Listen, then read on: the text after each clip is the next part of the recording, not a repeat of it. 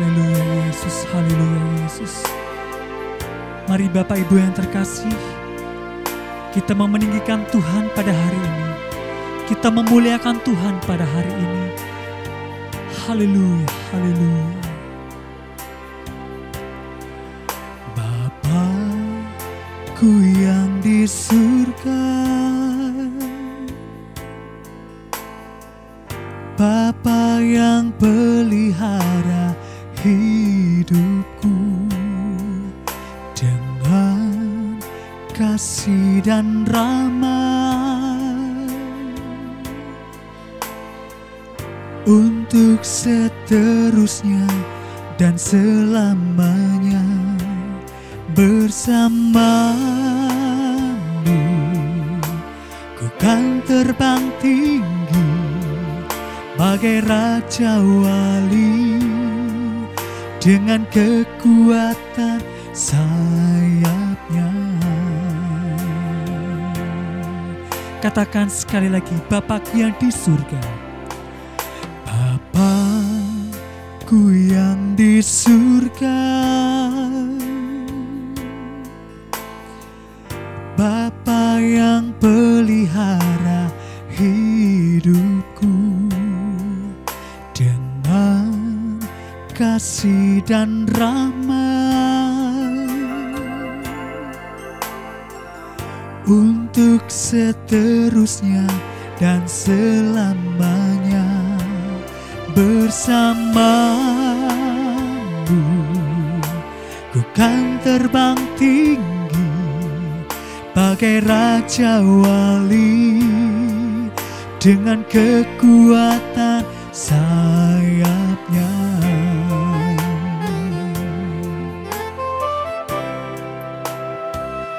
Aku mengandalkan Engkau, ya Tuhan, menaruh harapan hanya padamu. Engkau kekuatanku dan perlindunganku, berkat-Mu melimpah dalam hidupku. Aku mengandalkan Engkau, ya Tuhan, menaruh harapan hanya padamu. Engkau kekuatanku dan perlindunganku, berkat-Mu melimpah dalam hidupku. Mari angkat kedua tanganmu, katakan, aku mengandalkan. Aku mengandalkan Engkau, ya Tuhan, menaruh harapan hanya padamu.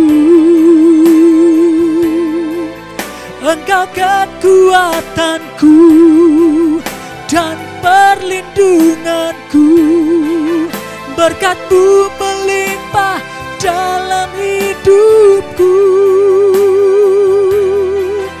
Berkat-Mu melimpah dalam hidupku. Berkat-Mu melimpah dalam hidupku.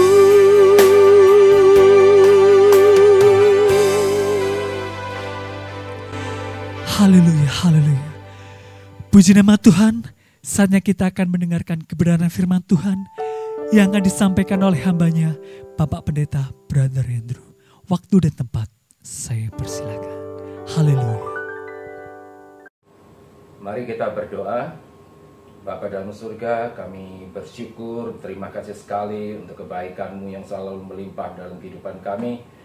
Terima kasih Tuhan untuk firman-Mu, kami butuh firman-Mu, karena firman-Mu ada terang bagi jalan kami, firman-Mu adalah segala-galanya bagi kami.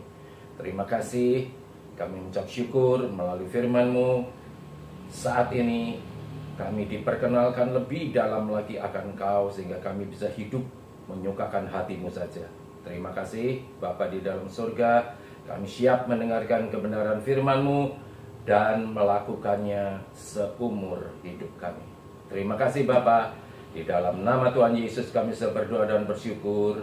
Haleluya. Amin. Shalom jemaat Betani Sangkakala. Hari ini kita akan belajar kenapa ada banyak orang yang ngomong, kenapa kok pendeta bisa mati kena penyakit? Kenapa kok pendeta bisa mati kena COVID? Kenapa kok pendeta bisa kecelakaan? Kenapa kok orang Kristen bisa dapat yang negatif? Nah, hari ini makanya kita belajar. Kita buka Alkitab kita di 2 Korintus pasal yang keempat. 2 Korintus pasal yang keempat. Kita baca ayat 7 sampai dengan ayat yang ke-13. Ayat 7 sampai dengan yang ke-13. Tetapi harta ini kami punyai dalam bejana tanah liat, supaya nyata bahwa kekuatan yang melimpah-limpah itu berasal dari Allah, bukan dari diri kami. Dalam segala hal kami ditindas, namun tidak terjepit. Kami habis akal, namun tidak putus asa. Kami dianiaya, namun tidak ditinggalkan sendirian. Kami dihempaskan, namun tidak binasa. Kami senantiasa membawa kematian Yesus di dalam tubuh kami, supaya kehidupan Yesus juga menjadi nyata di dalam tubuh kami. Sebab kami yang masih hidup ini terus-menerus diserahkan kepada maut karena Yesus, supaya juga hidup Yesus menjadi nyata di dalam tubuh kami yang fana ini. Maka demikianlah maut giat di dalam diri kami dan hidup giat di dalam kamu.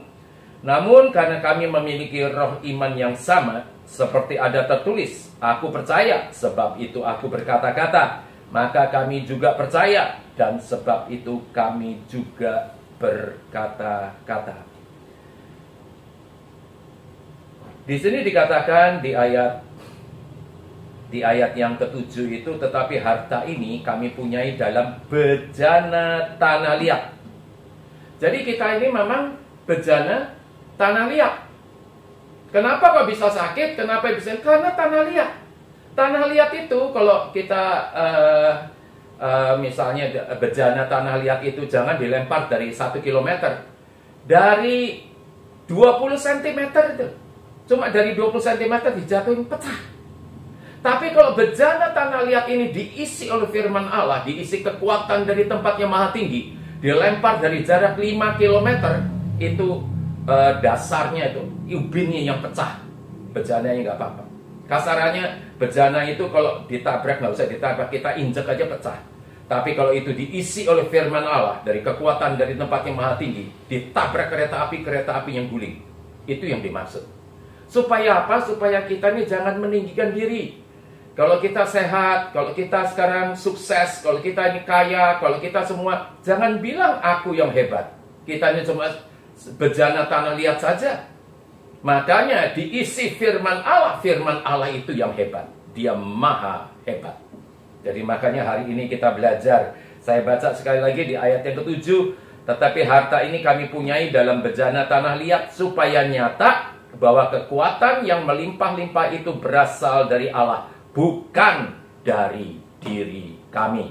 Jadi bejana tanah liat, nah kita ini supaya bisa jadi bejana tanah liat yang bagus, itu melalui proses. Kita diproses dulu. Makanya jangan berontak. Sekarang kita buka lagi di Yesaya pasal yang ke-45. Yesaya pasal yang ke-45, kita baca ayat yang ke-9. Yesaya 45 ayat yang ke-9. Celakalah orang yang berbantah dengan pembentuknya. Dia tidak lain dari beling periuk saja. Adakah tanah liat berkata kepada pembentuknya, apakah yang kau buat? Atau yang telah dibuatnya engkau tidak punya tangan? Di sini kan celakalah orang yang berbantah. Makanya kalau kita mau jadi satu bejana tanah liat ini harus dibentuk melalui proses. Diproses itu dari bejana tanah liat yang dari comberan itu mungkin diambil sama Tuhan, dibersihkan, terus dikasih air supaya lembut, terus dibanting, diinjak-injak. Itu seperti itu dulu, melalui diinjak-injak, dibanting-banting, terus ditaruh satu alat, itu dia muter, langsung dibentuk sama tangannya Tuhan. Mulai dibentuk seret. Mungkin Tuhan pakai tangannya itu adalah suamimu sendiri, atau mungkin itu istrimu sendiri, atau itu mungkin anakmu sendiri, atau itu mungkin orang tuamu sendiri, atau mertuamu sendiri, atau itu menantumu sendiri, atau mungkin itu pembantumu sendiri, atau siapa saja yang Tuhan pakai sebagai tangannya untuk membentuk kita, supaya kita bisa jadi bejana, bukan tanah liat yang tidak ada bentuknya, tapi dibentuk sebagai bejana tanah liat yang bagus. Nah, sudah dibentuk, kita mau nurut, sudah dikerowakin, terus dipencet-pencet, diinin semuanya, udah jadi satu bejana, ditusuk lagi sama tangan Tuhan, diukir supaya bejana itu jadi bagus. Sudah yang terakhir dari yang terakhir, dimasukin ke tungku perapian yang menyala-nyala sampai sekian waktu. Banyak persoalan-persoalan kehidupan. Kalau kita sungguh-sungguh mengasihi Tuhan, jadi pelaku firman Tuhan, masalah-masalah itu dipakai sama Tuhan untuk apa? Membentuk kita. Supaya apa? Supaya mendatangkan kebaikan. Dibentuk, sudah jadi, harus diisi oleh firman Allah. Bejana tanah liat yang rapuh ini menjadi kerasnya melebihi baja manapun yang ada di muka bumi ini, kalau diisi oleh firman Allah. Sekarang kita buka di 1 Tesalonika pasal yang pertama. 1 Tesalonika pasal yang pertama, kita baca ayat 5 sampai dengan ayat yang ke-7. 1 Tesalonika 1 ayat 5 sampai dengan 7.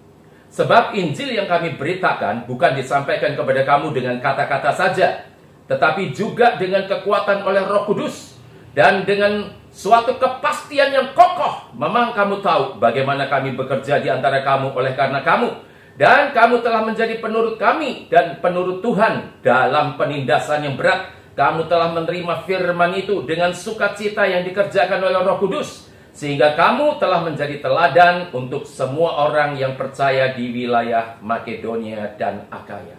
Di sini dikatakan bahwa sampai Rasul Paulus itu sampai kayak mau dibunuh segala. Untuk apa? Untuk mengisi firman di dalam tanah liat ini.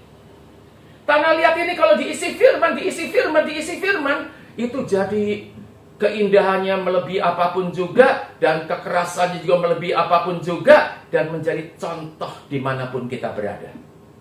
Makanya kalau kita ini bejana tanah liat, sampai kita bisa berhasil sukses, bisa mempengaruhi orang-orang untuk mengikut Yesus, itu bukan kita, tapi Kristus yang hidup di dalam diri kita. Makanya kita harus bilang, hidupku yang sekarang bukan aku lagi, tapi Kristus yang hidup di dalam diriku. Di dalam diriku, harusnya seperti itu. Nah, itu yang betul. Nah, sekarang kita langsung aja lihat. Kita buka lagi di 2 Tesalonika pasal yang kedua. 2 Tesalonika pasal yang kedua, kita baca ayat yang ke-15. 2 Tesalonika 2 ayat 15. Sebab itu berdirilah teguh dan berpeganglah pada ajaran-ajaran yang kamu terima dari kami, baik secara lisan maupun secara tertulis. Jadi memang kita disuruh berdiri teguh, berpegang pada ajaran-ajaran yang telah kita terima, yaitu firman Tuhan. Berpegang pada situ, berdiri teguh, tidak mau digoyangkan, tidak mau disesatkan. Kita cuma percaya sama firman Allah saja melalui Injil ini, melalui Alkitab kita ini. Tidak mau digoyang apapun kata dunia, apapun kata orang. Tidak mau tahu. Yang kita tahu hanya firman Allah saja. Nah, itu yang betul. Jadi kita diisi firman, jangan sampai firman itu dibuang lagi dengan kita ngisi hoax, percaya-percaya omongan-omongan orang dunia ini. Itu kita isi seperti itu, firman Allah kita buang lagi, jangan mau. Pokoknya firman Allah saja, tidak ada yang lain. Jadi contohnya misalnya, jangan mau divaksin. Nanti kalau divaksin keluar ada chipnya, itu otaknya nggak dipakai. Chip apa yang bisa keluar dari jarum suntik? Chip apa? Nggak mungkin ada. Itu kita mau dikeluarkan dari bejana tanah liat, diisi dengan hoax, dengan bohong-bohong. Nggak ada. Jadi chip yang dimaksud itu chip bukan chip Telkomsel dimasukin ke sini, chip Telkomsel dimasukin ke tubuh, mati orangnya. Chip itu sampai hari ini memang ada, udah dipakai 20 tahun yang lalu, tapi untuk Presiden Amerika, Wakil Presiden, Ketua CIA, Ketua FBI, Ketua-ketua pemimpin-pemimpin yang lain. Dan chip itu memang canggih sekali, dari kayak kaca begitu, harganya sekitar 380 juta. Siapa yang mau kirim-kirim chip? Alkitab nggak pernah bilang chip, tanda daripada binatang itu. Jangan bilang chip. Yang bilang chip itu salah besar. Bisa chip, bisa barcode, bisa tato, bisa apa saja, tapi tidak pernah ditulis chip. Jadi kalau menurut saya, chip itu di kemudian hari itu untuk memudahkan hidupnya manusia. Sama kayak barcode. Kalau dulu belum ada barcode mesti ditulis, sekarang tinggal thread gitu aja coba. Dulu di barcode juga gitu. Dibilang barcode itu 666, bohong semua. Jangan mau nurutin kayak gitu. Turutin firman Tuhan. Firman Tuhan ngomong cuma tanda daripada binatang itu, bukan chip. Selesai. Jadi itu yang saya kasih contoh. Masukin ajaran-ajaran sehat. Masukin ajaran firman Tuhan, bukan yang lain. Jangan mau yang lain. Yang lain ada tertulis nggak? Kalau ngomong gitu, dasar ayatnya di mana? Nggak ada, tolak. Seperti itu maksudnya. Nah, kalau kita bisa sampai seperti itu, baru kita akan berjalan lihat ini diisi oleh firman Allah. Sekarang tadi dikatakan di ayat yang ke-8 itu, di ayat yang ke-8, di situ dia dalam segala hal kami ditindas. 2 Korintus 4, kita balik lagi ke 2 Korintus pasal yang ke-4, kita baca ayat yang ke-8. Ayat yang ke-8 dikatakan dalam segala hal kami ditindas, namun tidak terjepit. Kami habis akal, namun tidak putus asa. Nah, sampai sini dulu, ayat 8. Kita baca semuanya, ayat 9 dan ayat 10. Kami dianiaya, namun tidak ditinggalkan sendirian. Kami dihempaskan, namun tidak binasa. Kami senantiasa membawa kematian Yesus di dalam tubuh kami, supaya kehidupan Yesus juga menjadi nyata di dalam tubuh kami. Jadi, ayat 8 itu dalam segala hal kami ditindas. Kenapa orang setingkat Rasul Paulus kok bisa ditindas? Jawabannya karena bejana tanah liat.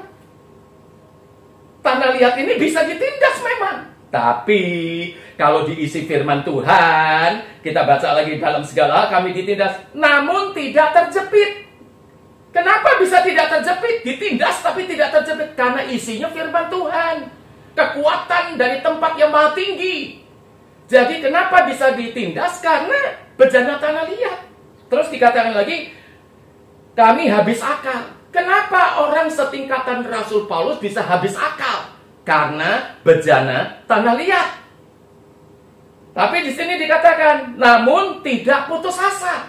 Sekalipun habis akal, sudah nggak tahu bagaimana caranya, tapi nggak pernah putus asa. Kenapa? Karena ada pengharapan. Kenapa bisa ada pengharapan? Karena ada firman Allah di dalam kehidupannya. Bejana tanah liat ini diisi oleh firman Allah. Nah, itu seperti itu. Terus di sini dikatakan lagi, kami dianiaya. Kenapa setingkat Rasul Paulus bisa dianiaya? Karena bejana tanah liat. Karena dibuat dan memang dari tanah liat.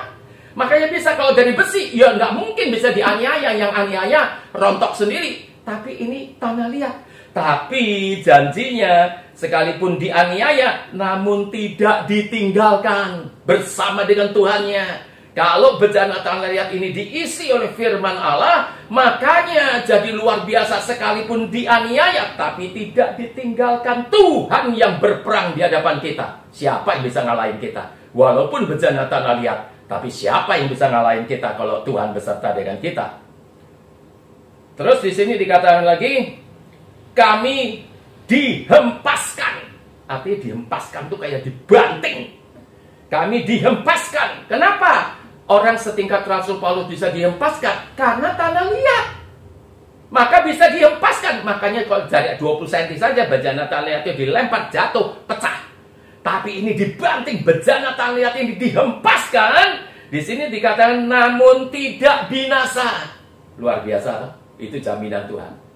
Makanya kita butuh firman. Orang Kristen nggak baca Alkitab adalah orang Kristen yang paling malang di muka bumi. Baca Alkitab saja masih belum jaminan sampai kita melakukan. Tapi kalau kita bisa melakukan, kalau kita ini baca. Makanya baca Alkitabmu setiap hari.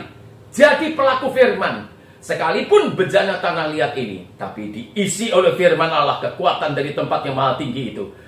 Makanya kita disebut lebih daripada seorang pemenang. Nah itu. Nah sekarang di ayat yang ke-10, kami senantiasa membawa kematian Yesus di dalam tubuh kami, supaya kehidupan Yesus juga menjadi nyata di dalam tubuh kami. Jadi artinya pada waktu kita dibaptis itu harusnya kita mati bersama dengan Tuhan. Keakuan kita ini mati. Sampai keakuan kita ini mati, baru Kristus itu bisa hidup di dalam diri kita. Kalau selama kita nggak mati ya akunya jalan terus. Aku itu pembuat masalah terbesar di dunia. Jadi makanya harus mati. Nah, Yesus yang hidup. Hidupku yang sekarang, seperti Rasul Paulus bilang, hidupku yang sekarang bukan aku lagi, tapi Kristus yang hidup di dalam diriku. Itu yang paling betul tuh seperti itu. Jadi ada banyak pertanyaan. Mengapa bisa sakit? Bejana tanah liat. Kalau nggak ada Yesus, sakit itu bisa membawa kepada kematian. Penyakitnya. Contoh, saya aja, hari Kamis yang lalu, saya main badminton. Saya dibawain satu termos sama istri saya, teh manis. Dibikin panas dari mendidih, dari rumah tuh mendidih, supaya pikirnya sampai nanti siang bisa sampai tetap hangat. Ternyata tutup botolnya itu rusak, dol. Jadi lagi saya tuang, tutupnya copot, itu air panas kayak gitu nyiram saya punya tangan sebelah kanan ini. Pertama kali hampir jerit, aduh itu udah sakit, itu bukan main. Diminum aja tuh airnya tuh belum bisa, waktu itu diminum aja belum bisa saking panasnya. Saya masuk, daripada saya cuma ngomong aduh tapi nggak ada gunanya, saya teriaknya, saya ini bejana tanah liat, tapi diisi oleh firman Allah. Sekalipun saya kena air keras, air panas, tidak mempan. Dalam nama Yesus tidak mempan. Saudara bisa lihat sendiri, tidak ada melentung sedikit pun. Kiri sama kanan tetap sama. Kenapa? Bejana tanah liat. Kenapa saya bisa rasa sakit? Karena saya ini bejana tanah liat, tapi diisi oleh firman Allah. Sekalipun disiram air panas, tidak mempan. Itu ya salah satu contoh. Makanya isi hidupmu dengan firman. Tidak ada firman, teman saya cuma ketetesan kopi panas melentung, keluar itu bengkak airnya, ada airnya semuanya itu. Ini satu tangan, satu ini apa, tangan ini kena semuanya itu. Tidak mempan. Walaupun memang sakit karena bejana tanah liat. Kalau besi nggak ada rasa sakit. Tapi ini bejana tanah liat yang diisi firman lebih hebat daripada baja manapun juga. Itu yang saya pengen bagi. Mengapa bisa gagal? Karena bejana tanah liat. Tapi kalau diisi firman Tuhan, kegagalan ini akan dibuat sama Tuhan menjadi kebaikan. Kalau bejana tanah liat ini diisi firman. Kenapa bisa kecelakaan? Karena bejana tanah liat. Tapi kalau diisi firman Tuhan, kecelakaan ini pun tidak akan membawa kepada kematian, tidak membawa kepada maut, tapi menjadikan kebaikan, karena Allah turut bekerja di dalam kecelakaan ini untuk mendatangkan kebaikan. Ada banyak pertanyaannya. Mengapa bisa bercerai? Karena bejana tanah liat. Tapi kalau kita diisi firman, sekalipun ada banyak orang yang mengusahakan untuk orang supaya bercerai, tidak akan pernah bercerai karena diikat dengan tali kasih Kristus. Tidak akan pernah bercerai. Difitnah kanan kiri, tidak akan pernah mempan. Karena dalamnya firman Allah. Kalau tidak ada firman ya selesai. Makanya orang yang cerai-cerai karena tidak punya firman. Sekalipun KTP-nya Kristen. Terus mengapa kok bisa sedih? Tetap aja. Karena bejana tanah liat. Tapi apa yang menyebabkan kesedihan itu? Kalau kita ini diisi firman Tuhan, apapun yang menyebabkan kesedihan itu, Allah sedang bekerja untuk mendatangkan kebaikan. Itu seperti itu. Jadi ada banyak, kenapa kok bisa kepahitan, kenapa kok kita bisa sakit, kenapa kok kita bisa ini. Semua jawabannya karena kita ini cuma bejana tanah liat. Tapi selama diisi firman Tuhan, maka kita tidak terkalahkan. Tuhan yang berperang di hadapan kita sepanjang umur hidup kita. Itu seperti itu. Terus kita lihat lagi sekarang di 2 Korintus pasal yang keempat tetap. Tapi kita langsung loncat aja karena waktunya sudah hampir habis. Jadi langsung aja kita lihat di ayat yang ke-13. 2 Korintus 4 ayat yang ke-13. Namun karena kami memiliki roh iman yang sama, seperti ada tertulis, aku percaya, sebab itu aku berkata-kata. Maka kami juga percaya, dan sebab itu kami juga berkata-kata. Jadi kalau iman itu harus keluar. Kalau kita nih hatinya penuh dengan iman, harus dikeluarkan melalui kata-kata. Kayak tadi, lagi kesiram air panas, daripada saya ngomong adu-adu nggak ada gunanya, saya ngomong saya ini bejana tanah liat, tapi diisi oleh firman Allah. Sekalipun tangan saya kena air panas, tidak mempan. Dalam nama Yesus, tidak mempan. Tidak mempan. Sekalipun itu air mendidih harusnya. Tidak mempan, tidak ada bekas sama sekali. Coba. Bejana tanah liat. Makanya diucapkan. Saya ini adalah bejana tanah liat, tapi diisi oleh firman Allah. Apapun penyakitku, bilur-bilur Yesus sudah menyembuhkan aku. Mulai dengan diucapkan. Diucapkan. Kalau kita percaya, harus diucapkan. Jangan dalam hati, diucapkan. Karena firman itu dekat kepadamu, yakni di dalam mulutmu dan di dalam hatimu. Itu seperti itu, saudara. Sekarang kita lihat yang terakhir. Kita lihat dari 2 Korintus pasal yang ke-13.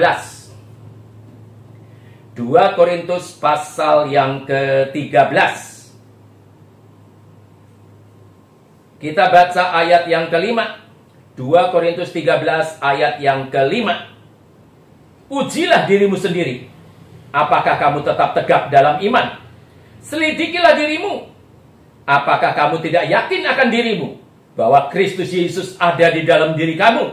Sebab jika tidak demikian, kamu tidak tahan uji. Suruh cek, Yesus ada nggak dalam hidup kita? Lah kita baca Alkitab nggak tiap hari? Apa kita cuma pergi ke gereja pelayanan tapi kita nggak pernah baca Alkitab? Bagaimana Yesus bisa hidup dalam diri kita? Baca Alkitabmu setiap hari, percaya itu dengan segenap hati, lakukan. Begitu Yesus hidup dalam diri kita, maka bejana tanah liat itu diisi oleh firman Allah. Apapun yang kita hadapi, Tuhan yang berperang di hadapan kita sepanjang umur hidup kita. Kita disebut lebih daripada seorang pemenang. Salam pemenang. Bapak, kami mengucap syukur, kami percaya semua firman yang kami dengarkan ini tidak akan pernah pulang dengan sia-sia, tapi mengubahkan kami semua. Sekalipun kami ini hanya bejana tanah liat saja, tapi karena diisi oleh firman Allah, kekuatan dari tempat yang maha tinggi, maka apapun yang kami hadapi, kami pasti jadi pemenangnya. Kami disebut lebih daripada seorang pemenang, karena Tuhan yang berperang di hadapan kami sepanjang umur hidup kami. Terima kasih Bapak, kami mengucap syukur untuk segala sesuatu yang terbaik yang Kau berikan dalam kehidupan kami. Terima kasih untuk Bapak Ibu Gembala kami yang terbaik. Terima kasih Tuhan untuk semua pekerja-pekerja aktivis-aktivis yang terbaik. Terima kasih Tuhan untuk setiap hamba Tuhan yang melayani di Betani Sangkakala ini juga adalah yang terbaik. Terima kasih untuk pemain musik. Terima kasih untuk WL yang terbaik. Terima kasih untuk semuanya Tuhan yang melayani adalah bejana-bejana tanah liat yang terbaik yang diisi oleh firman Allah. Terima kasih Bapak, kami mengucap syukur sekali lagi. Kami percaya mulai hari ini bersama dengan Kau, apapun yang kami hadapi, kami ditentukan jadi pemenangnya. Kami disebut lebih daripada seorang pemenang. Terima kasih Bapak, kami mengucap syukur sekali lagi. Di dalam nama Tuhan Yesus kami berdoa dan bersyukur. Haleluya. Amin. Mari kita buka kedua tangan kita. Bapa, sempurnakanlah ibadah kami. Beri kepada kami kemampuan untuk merenungkan firman-Mu tadi ya Bapa. Sidang jemaat yang dicintai oleh Tuhan, lakukan firman Tuhan. Dan terimalah berkat di dalam nama Bapa, Putra, dan Roh Kudus. Dalam nama Tuhan Yesus Kristus. Dari sekarang sampai Maranatha. Tuhan Yesus datang kedua kalinya menjemput kita semua. Yang percaya, katakan amin. Tuhan Yesus memberkati. Sampai ketemu minggu depan. Amin.